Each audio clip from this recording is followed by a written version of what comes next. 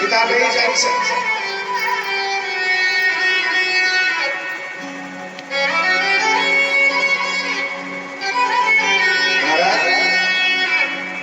माँ यशोदा ने कंधे पर लिया और भगवान का नाम लेते हुए निरंतर हाथ को घुमाया और लाई गौशाले में भगवान का नाम लिया। 4 श्लोक में कहा गया, बहुत से लोग इन श्लोकों को याद करके नजर झाड़ते हैं। झाड़ा लगाया, कुशल डॉक्टर बीमार होते हैं। इधर पूतना के गिरने से जितने वृक्ष टूटे थे उसको एकत्र करके पूतना के ऊपर डाल के आग लगा दी। और आग लगाने के बाद उसमें श्री सुखदेव जी महाराज कहते हैं परीक्षित से कि परीक्षित, देहमानस्य देहस्य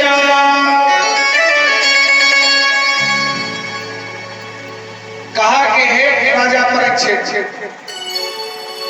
पूतना के शरीर से दग्धमानस्य, जब अग्नि संस्कार होने लगा पूतना का, दग्धमानस्य देहस्य भूमस्य गुरुसौभग, कहा कि हे परीक्षित, पूतना का जब अग्नि संस्कार हुआ उसके शरीर का जो दग्ध हुआ उसमें से जो महक है वो एक सांसारिक लोगों की महक की तरह नहीं है। शरीर जब जलता है गंध आती है, लेकिन कहा कि यहाँ पे गुरु सौभग, पूतना के शरीर से कपूर का महक आया। लोगों ने कहा कि महाराज ये राक्षसी थी, बच्चों की हत्यारिणी थी, रक्त का पान करती थी, इसके शरीर से कपूर का महक कैसे आया? कहा श्री सुखदेव जी महाराज ने कहा परीक्षित, भगवान जिसको एक बार समर्पण कर लेते, ले लेते हैं, पकड़ लेते हैं, जिनको स्पर्श कर लेते हैं, उसके शरीर से अगर कपूर की महक आ जाए तो कोई बड़ी बात नहीं है।